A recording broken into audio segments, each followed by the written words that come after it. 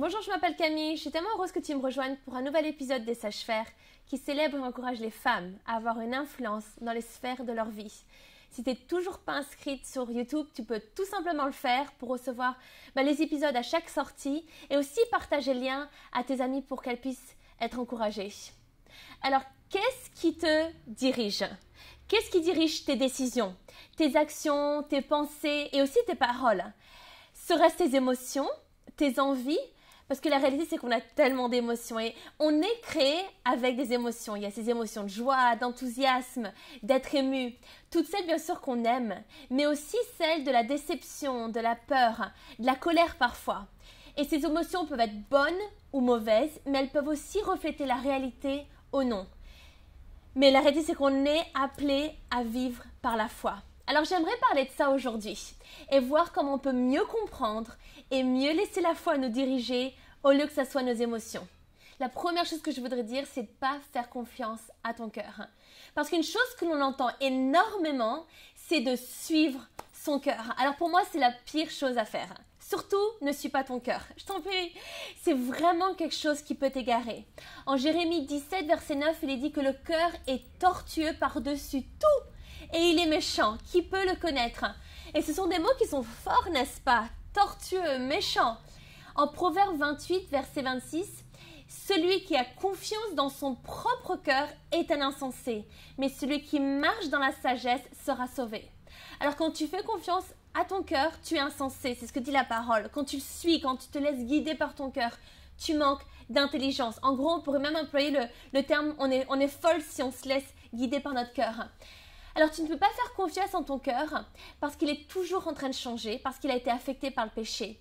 C'est un peu comme le sable, qui est constamment remué par les vagues. Et par moments, le sable, il peut paraître solide parce qu'il est durci par l'eau, on peut même créer un château de sable, mais à tout moment, il peut s'effondrer. Alors bien sûr, grâce à Jésus, il nous donne un cœur nouveau, n'est-ce pas ? Il purifie notre cœur, on est même encouragé à faire de Jésus nos délices et il nous donnera ce que notre cœur désire. Mais la question, c'est de nous soumettre à lui, que notre cœur s'aligne à lui, car sinon, on se laisse aller dans une direction par nos émotions qui ne sont pas toujours bonnes ni réelles. Ce qu'il est important de réaliser, c'est que nos émotions, elles sont inconstantes. Donc, nos émotions, nos envies, en fait, elles peuvent changer en une journée. C'est comme le temps, n'est-ce pas ? Un jour, il fait beau, l'autre jour, il pleut. On peut avoir toutes les envies et l'enthousiasme de se lever tôt pour passer du temps avec Dieu et le lendemain, ne plus en avoir l'envie. Et en fait, d'avoir toutes les raisons pour lesquelles on n'a pas le temps. À un moment, on est hyper motivé, on est rempli de confiance et le jour d'après, on est anxieuse, on doute et on remet en question toutes nos capacités. On peut vivre en faisant en sorte que nos émotions, nos envies dirigent absolument tout. Si je ressens de la peur, je ne vais pas prendre ce risque. Je ne vais pas parler à une nouvelle personne. Je ne vais pas prendre la parole au travail. Je ne vais pas sortir de ma zone de confort. Je ne vais pas confronter les personnes malsaines dans mon entourage. Et il y a plein d'autres exemples.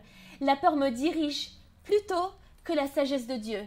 Si j'ai le sentiment d'être proche de Dieu, alors je vais le louer. Mais si je n'ai pas la tête à cela, je ne le ferai pas.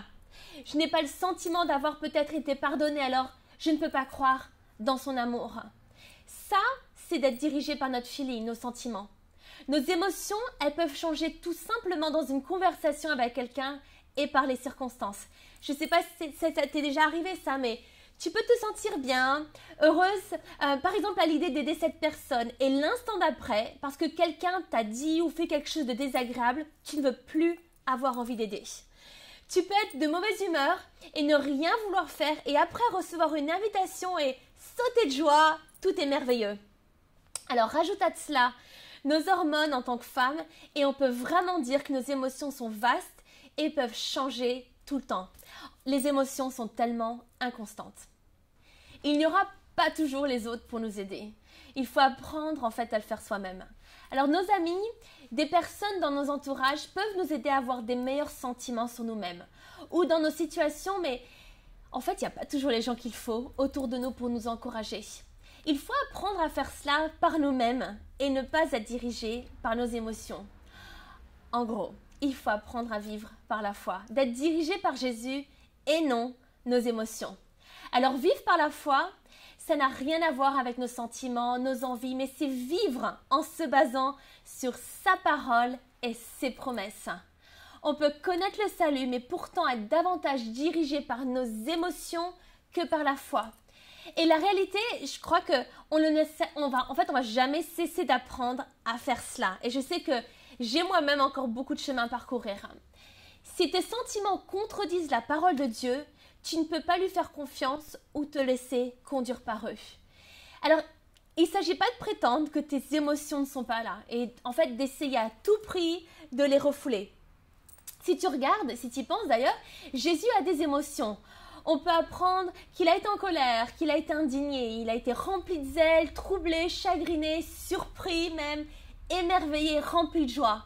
On peut voir dans les psaumes que les émotions sont bien là, elles sont sensibles, à vif, mais elles sont aussi déversées à Dieu afin de finir par proclamer ses vérités.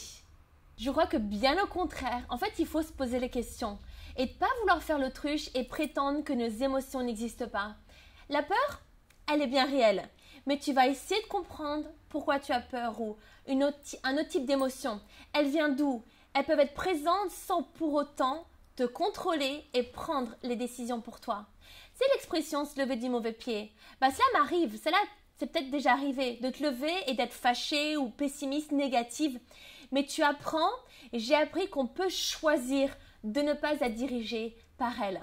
Donc on veut vivre par la foi. 2 Corinthiens et au chapitre 5, verset 6, nous sommes donc toujours pleine confiance. Amen. Et nous savons qu'en demeurant en Jésus-Christ, nous marchons par la foi et non par la vue. Par contre, notre foi, si on la place en Dieu, elle est solide. Elle tient le coup si elle repose sur la parole de Dieu. Notre foi repose sur sa parole et non sur nos sentiments.